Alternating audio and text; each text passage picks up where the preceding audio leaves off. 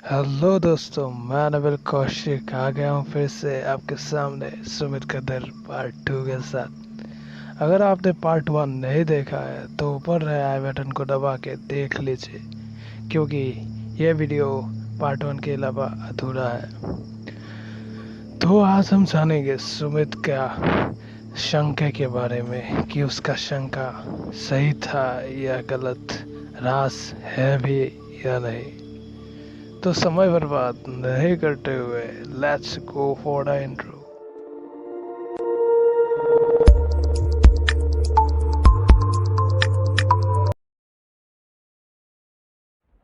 तो सुमित के दर में आगे सुमित और राज की दोस्ती बहुत गहरी हो गई थी।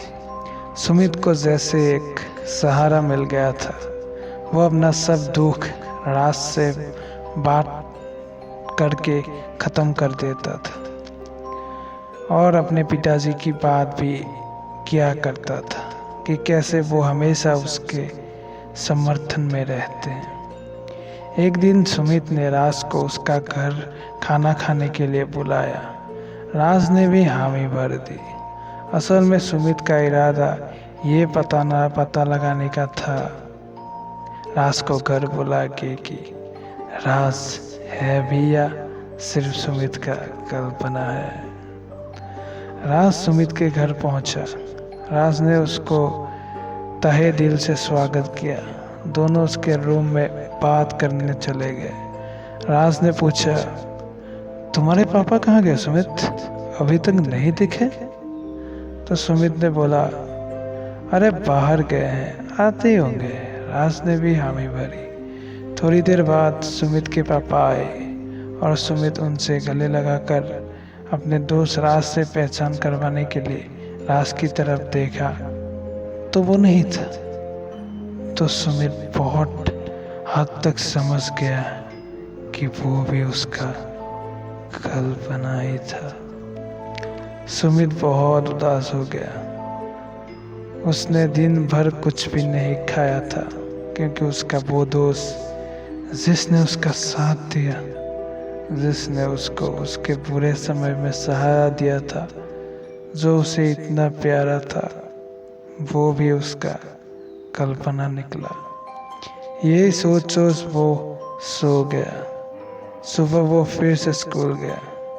स्कूल में फिर से उसे राज दिखा, पर वो राज को देख कर भी अनदेखा कर दिया क्योंकि सुमित उसे कल्पना समझ रहा था। राज ने उसे रोक कर पूछा कि क्या हुआ। तो सुमित ने स्कूल के वॉचमैन से एक अद्भुत प्रश्न पूछा जिससे राज हैरान हो गया। सुमित ने पूछा, सचा ये जो बगल में मेरे खड़ा है वो आपको दिख रहा है क्या? तो वॉचमैन ने हंसते हुए बोला, अरे ये तो सुमित तेरा दोस्त राज है ना, मैं भला इसे क्यों नहीं देखूंगा।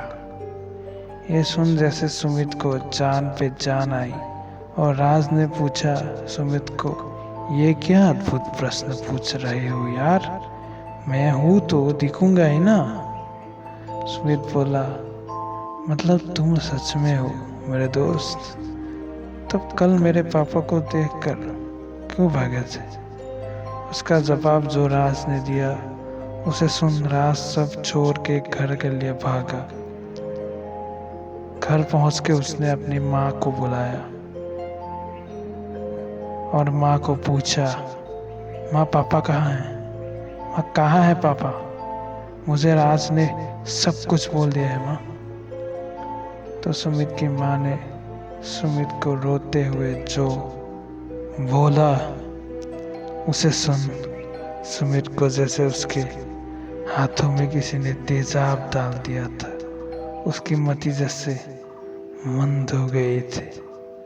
सुमित के माँ ने बोला कि असल में सुमित के पापा का उसके 3 साल की उम्र में ही एक सड़क दुर्घटना में मौत हो गई थी। जो सुमित को देखता था वो सिर्फ उसका एक कल्पना था, एक सुंदर कल्पना जिसने उसकी बुरी समय में उसका सहारा बन के खड़ा था। यह सिर्फ सुमित के दिमाग का एक खेल था, इसलिए राज ने उस दिन किसी को नहीं देखा था, इसलिए वो डर के भाग गया था। यही राज ने सुमित को बोला था। सुमित की माँ सालों से जानती थी कि वो उसके पिता को कल्पना करता था, पर वो कल्पना उसे शक्ति देती थी। पर आज उसे बोलना ही पड़ा।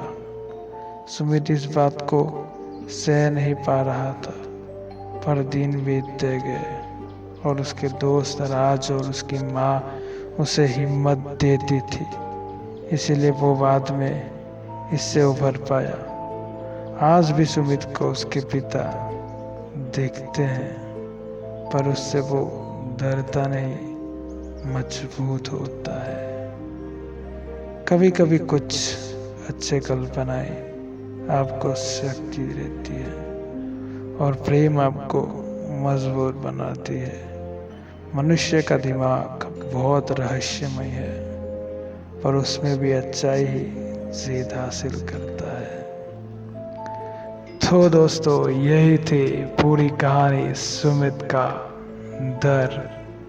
अगर आपको कहानी पसंद आई तो प्लीज़ वीडियो को लाइक कर दीजिएगा और पहले पार्ट को भी पहले ज़रूर देख लीजिएगा, क्योंकि सेकंड पार्ट आपको पार्ट 1 के बिना समझ में नहीं आएगा।